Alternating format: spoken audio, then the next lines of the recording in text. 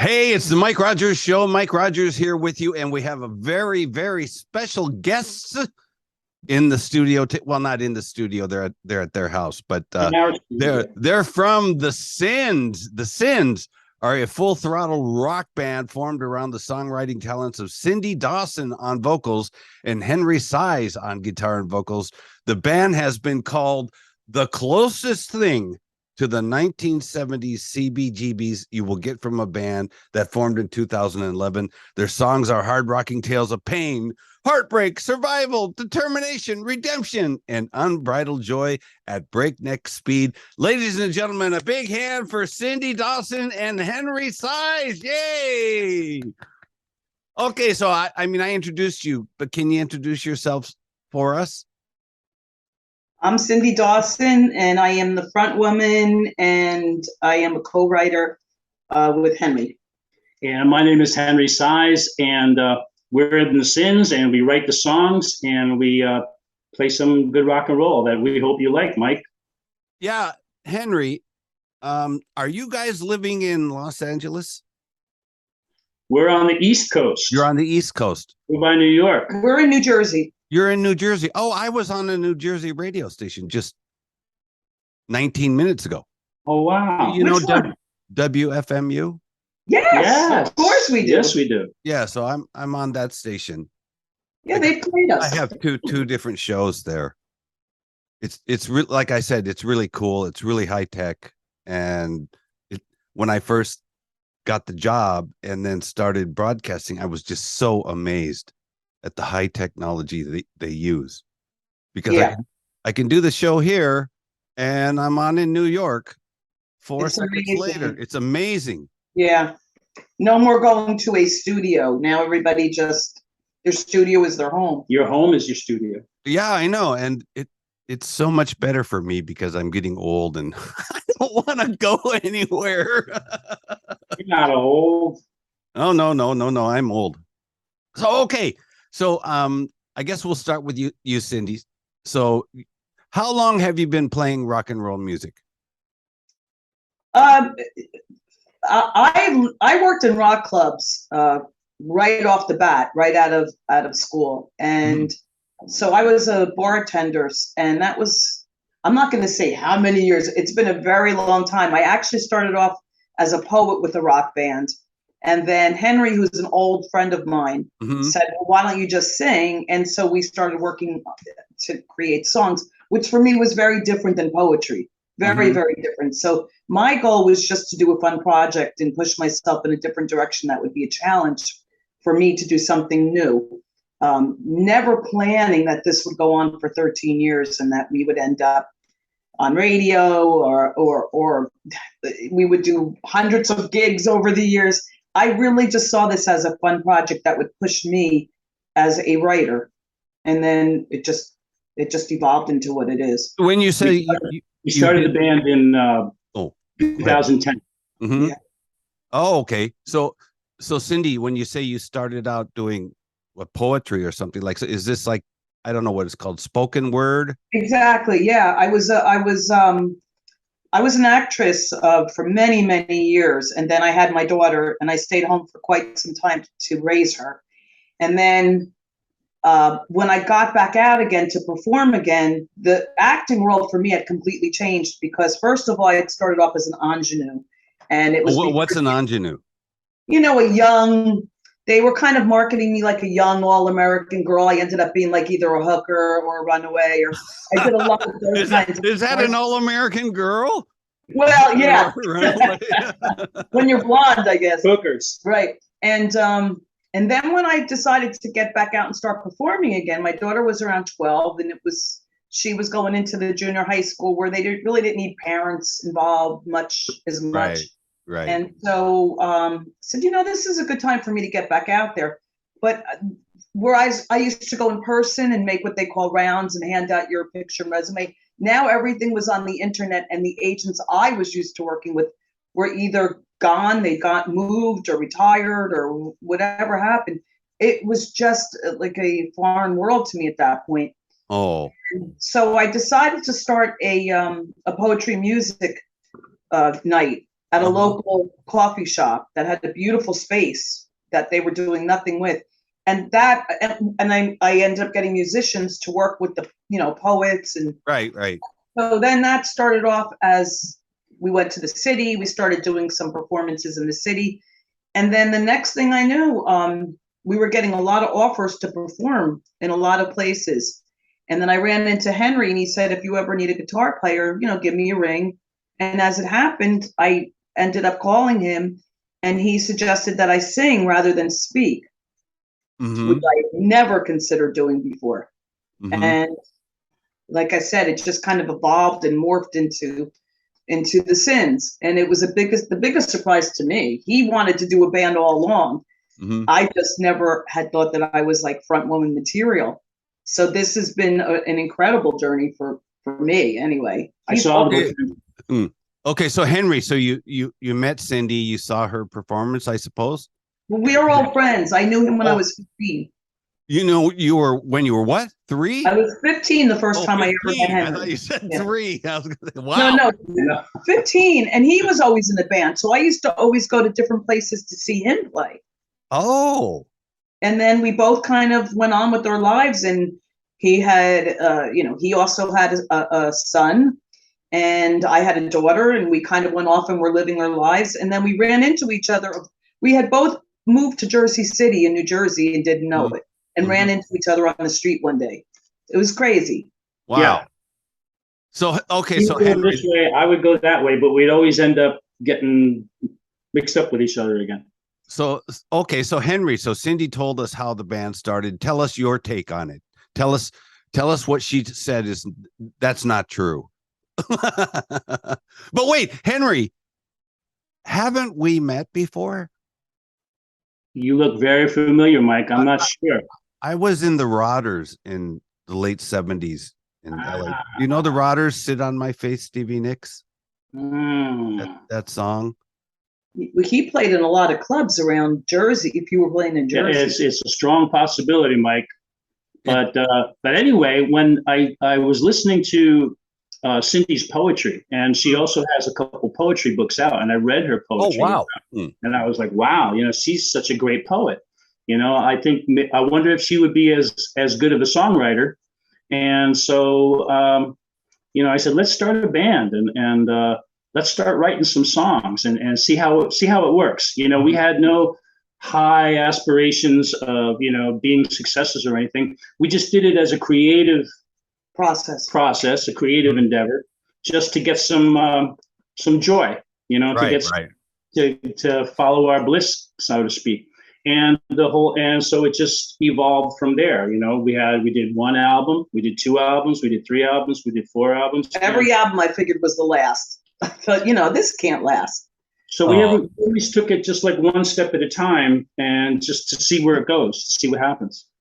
Okay, I'm about to ask a question that, well, no, it's none of my business. But are you 2 married? No. Oh, okay. No, but I mean, in some ways, we're like an old married couple because, we spend an enormous amount of time. Yeah, when we working together, we bicker like an old married couple. When we write songs, we oftentimes butt heads. Never badly, though. I have to say, my relationship to you creatively has been unbelievable. We really, actually, more often than not, our songwriting process together is very smooth. And energetic, and we get together every Sunday and we work on writing new songs. And it's almost, I'm not going to say it's effortless because it's always an effort, but I don't know, we just sort of kind of filled in the spaces where I don't, he does, where he doesn't, I do. In terms of, I might come up with a harmony, he may say, oh, I don't like the way that one line is. And so we kind of I primarily write the lyrics, he primarily writes the music, but more often than not now, we're kind of in each other's territory. Yeah, sometimes we trade places. Yeah. So Cyndi, when you were a little kid, tell me about when you were a little kid. What interested you? I mean, did you play an instrument? Did you play the piano, or did you just write and draw pictures, or what kind of a kid were you?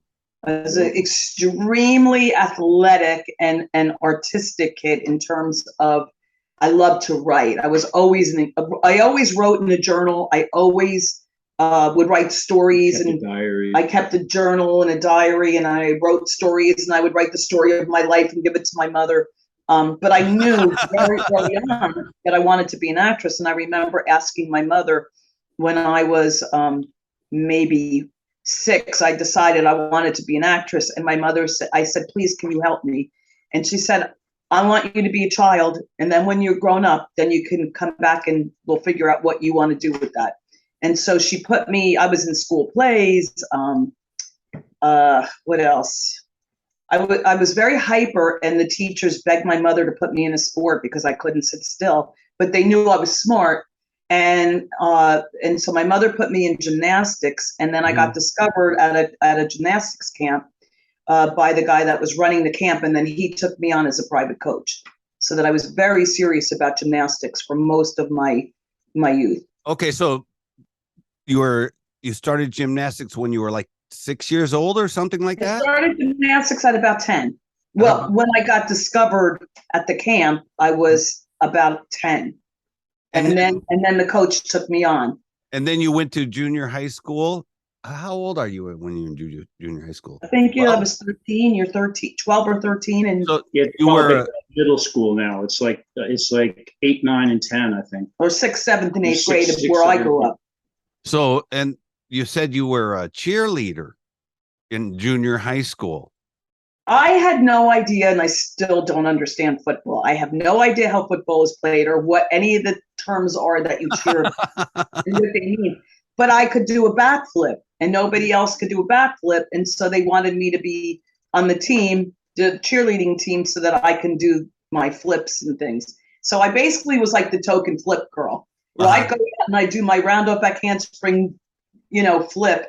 And then they would all be saying, like, 1st and 10, do it again. And I still don't know what that means. Oh.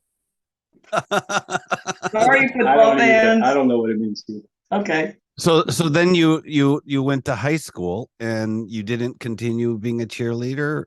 No, I got so serious with gymnastics that I was allowed to be let out an hour early from school every day, and I would have to travel to maybe a half an hour away. I used to have 3-hour workouts every day with my coach, and then on weekends we traveled and did competitions. Wow. So that's hard. It was very serious. And so I was so focused on that. And then when I was 16, I really wanted to be on the high school team because I had a decision. Was I going to be a good gymnast, but never the best in the bigger scheme of things, or I could be the best in the high school realm? Yeah. And that's what I did. And then I really got into theater at that point. And so on the off season, I was doing all the school plays and dancing, and I even choreographed some of the school plays that we did. Wow.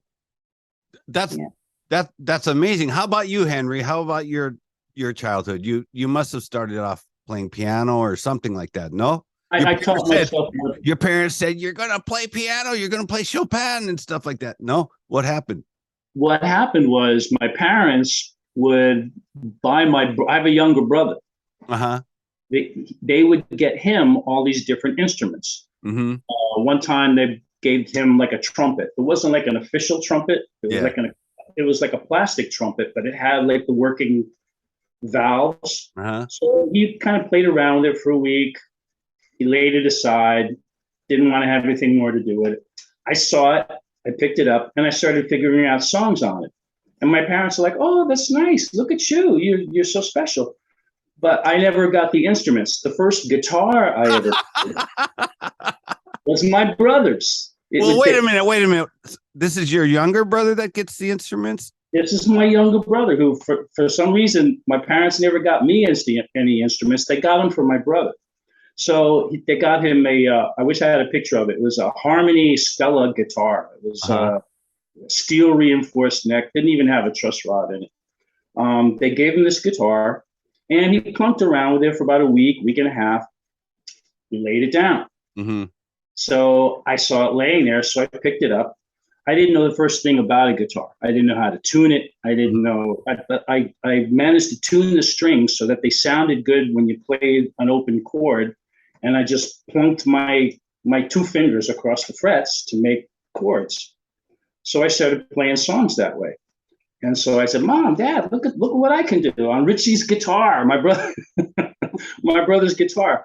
So finally, I got some part-time jobs. I earned up enough money to buy like a real electric guitar. So my first electric guitar was a Telecaster. It was a 1973 Telecaster. Oh, which I wish I still had, but I sold. How old were you then? I was in like 14, 15, in my like middle teens. Mm-hmm.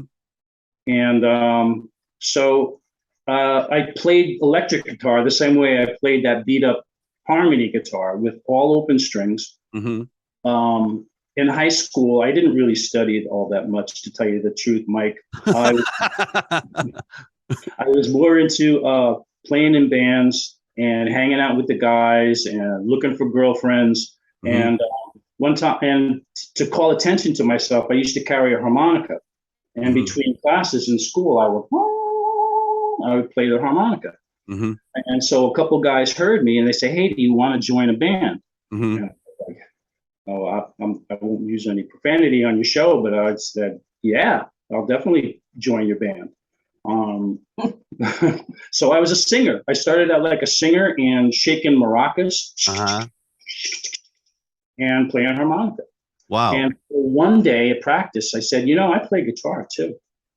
And the guy said, "You play guitar? Why don't you say so? Bring your guitar down next time." So I brought my guitar, and it was tuned to this open chord system that I figured out. But I learned how to play Jumpin' Jack Flash, Honky Tonk Women. I could do a Chuck Berry. I could do some Chuck Berry songs on it.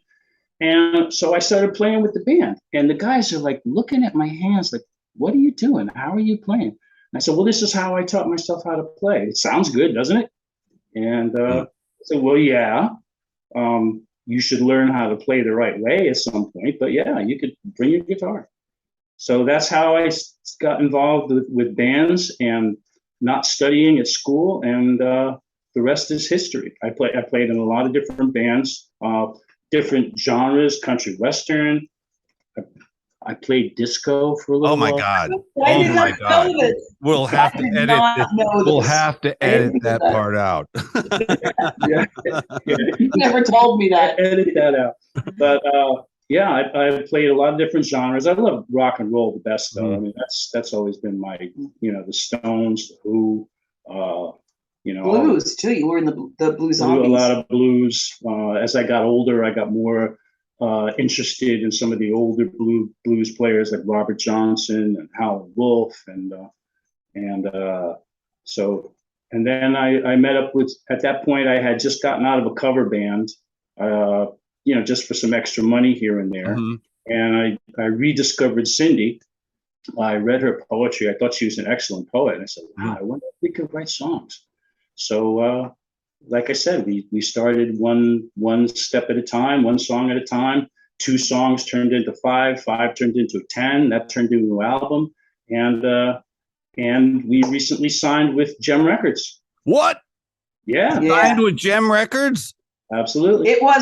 There were only 2 labels. I won't mention the other one that we didn't really want to sign with the label all these years because we were so afraid. I'm not going to mention a label. We had a bad experience with the label early on. And so I said, let me guess the names and then you can. No. I you know what?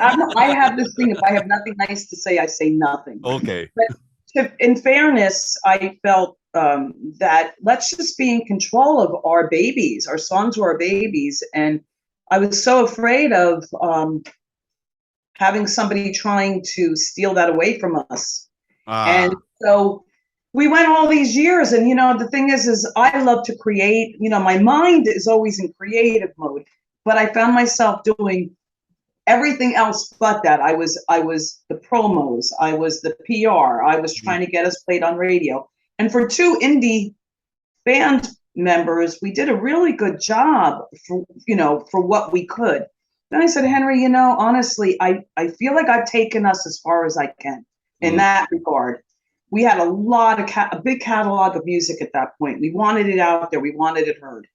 And so I only had 2 labels in mind that I would have signed with.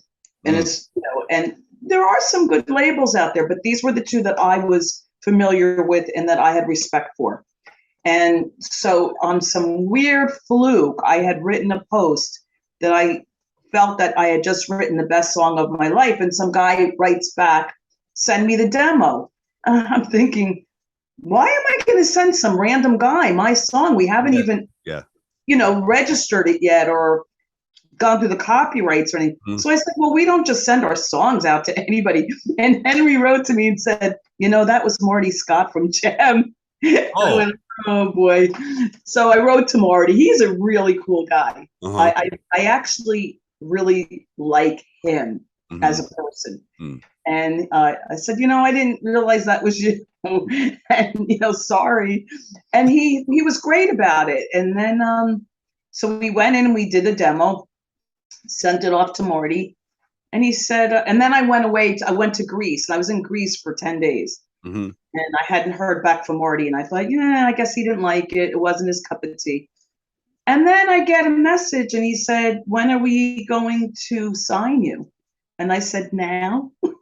let's do it now. And we met him for lunch. We had a wonderful lunch with him. And the thing I love about, he's so proud of his bands. He came equipped with all the CDs of his bands to give us as gifts so we could listen to them.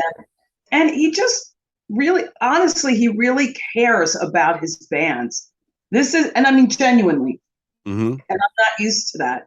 So it was refreshing. And it gave me, it re-energized both of us. And we started to write and work on a second album right at that point. Well, we had been working on it, but we kind of were stalled for songs.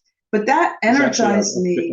It's our 5th album. And I felt like after that signing of that contract, I kind of felt very energized and like we had some reason to keep moving forward. And I've been writing like a fiend. We've been writing like fiends. And literally just before we came onto your show, we just came out of the studio and finished another song. We just got back. We just got back. Send it to me. Okay. Cindy, I like what you did there. Who do you think you are? Cindy, I think. But actually, you know what? It will get sent to you eventually. Okay, good. Thanks. Oh, wait. Do you guys know? I don't know if I told you. I mean, I talked to so many people. I can't remember what I told. Do you guys know I'm a curator for Rodney Bingenheimer? No. Oh. Rodney likes us. He's been really good. Yeah, Rodney likes you. In fact, that's actually how I found you first. Really? Yeah. I don't really want to say anything about his former curator, but I was Rodney's assistant in 1980 to 81. Okay. When I was a university student, and then. And he was in LA then. Or yeah. And then I moved to Japan, and I've just been being a DJ all this time. So, and they asked me when their former curator got let go, can you help us curate? And I was like, sure. Why not? No problem, you know? Yeah. So, the guy that actually was our liaison to Rodney. We learned about you, Mike, from a fellow by the name of Cyril Ruth. Oh, he's a nice guy. He has been so good to us. I mean, he literally, he really took a shine to our band. And I guess he heard us online. I don't even know how he heard us. But he would send me not only delicious food from New Orleans, he would send me boxes of like spices and things from New Orleans. But he would send me lists of people I should send our music to. And Rodney was also on that list. So he's... And you. And you. And I think actually you played us several years ago. Early on. Mike's been playing us all along. I've been sending him Mike. Yeah. I know you're a busy guy, but no, I generally play bands like I want to be the first one in the world, but Rodney's case, I let him be the first one, you know, for songs. But I've been playing you guys for a long time. I know. Yeah, you have, and you know something. One of the things that is, and I'm not just saying this. I all along with our band, I have always said that radio, for me, is bigger than anything else that we can do in terms of PR or promotions. Radio is one of the most valuable things a band has right now. And one of the things that I always make sure that I do is I thank radio. I keep lists of who plays us, and I will put a post out from time to time and thank radio, because a lot of bands nobody would know who they were. If you could do a gig and have maybe in New York, the places are small, maybe you get 20 to 50 people in these little bars, but you get played one time on radio and it could go out to the world. Yeah. And it's pretty significant. And especially nowadays, because the new radio stations all broadcast on the internet. Right. Yeah. It's global. So it's a global. Yeah. Like WFMU broadcasts locally in New York, New Jersey, but they also do it online. And WFMU in Japan is much more famous than like Sirius XM. Nobody knows. Yeah, nobody knows what Sirius. Well, they don't broadcast here. Oh, I didn't know that. So a lot of Japanese bands, indies bands, have gone to New York or New Jersey and have appeared on WFMU. So the word got around. Yeah, so, I know some of the shows and the people doing the shows on that station. We early on we had some really good airplay with college radio. Particularly Rutgers, and is it South Orange? SOU. Yeah, I could go on and on. College radio really helped us a lot, and a lot of otherwise songs that would never have got heard on college radio. I think that's where we started, was with Rutgers, and then it just sort of expanded from there. Wow, that's cool. Okay, tell me about your new project or your latest projects or whatever. You got a chance here. Everyone here speaks Japanese. No one will understand what you're saying, Henry. Yeah. Well, we have a single. Our very first single on Gem Records is called Narrow Hips, and it doesn't appear on any album. It will be on the next album. It will be Narrow Hips. Hips, like your hips. Your hips. Narrow hips. Okay. I see. Yes. And where that's been getting a lot of play. I know you say that you're not getting Sirius XM, but that's where it's probably getting like the most play. And it's also getting a lot of play in England, France. All over. Wow, Brazil, that's cool. Norway, Mexico, all over. We did an animated video for it, and we have a friend, Lynn Capiello, who is a photographer, and I had put a post out saying, does anybody know an animator that is wants to do a music video? And she said to me, well, my niece just got out of school for that. So I thought, why not give somebody, people that just get out of school would really like an opportunity to at least get their resume started or get some recognition. And so I contacted Christina Brancella, that's her name. And this is going back maybe 6 months. And I said, well, we have this new song, and I don't really know specifically what I want you to do, but it's sort of a summery sound to it. And it's kind of like a pop punk type of song. And when we finally finished the mix of it, we sent it to her. And she did a great job. And we said, have fun with it. Do what you want. She sent me a storyboard, and it was so cute. I said, you know what, Christina, I trust your ability. Just go do what you want to do with it. And we were so pleased with what she did with it. She did a fantastic job. It's on YouTube. It's on YouTube, and it's Narrow Hips. Narrow hips, okay. Yeah, like the parts of your anatomy. It's a man's narrow hips, because I totally hurts. It's about a man's narrow hips. Okay, so what else? Heimer played it and said, I have narrow hips when he played it. He does. He definitely does. Yeah. Everything is small size, super small size with Rodney. Anyways, so you have another record coming out after Narrow Hips. What's going on with that? Well, we're going to be putting out an album, and but we have a new single coming out. There will be maybe one, possibly two more singles from the album. So that's pretty exciting. I don't know. It's coming out on vinyl? Yes. Okay. Well, it depends. But I forgot to say that there is another single that's already been released from this upcoming album. We did a Smithereens. We both forgot this. We both forgot.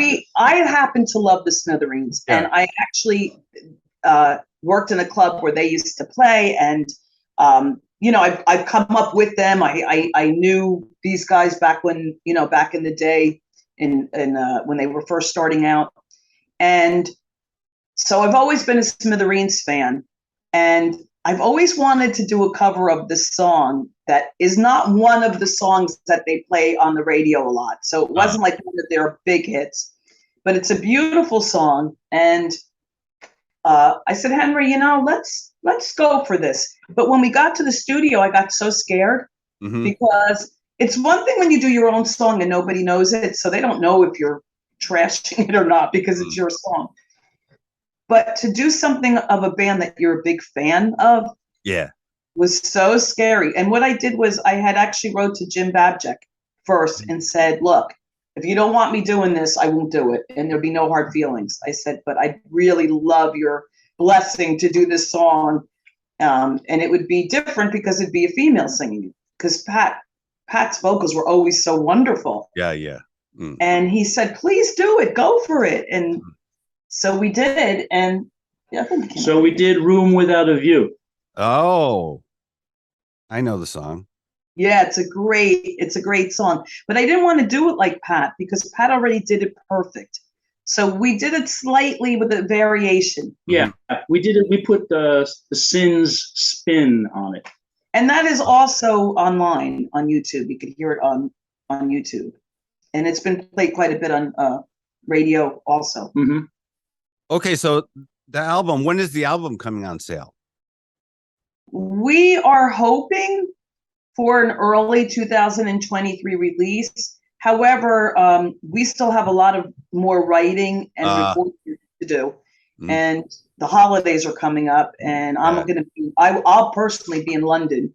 So I think my birthday's in March, and I'd love to have it released in time for my birthday. Happy birthday. Yeah.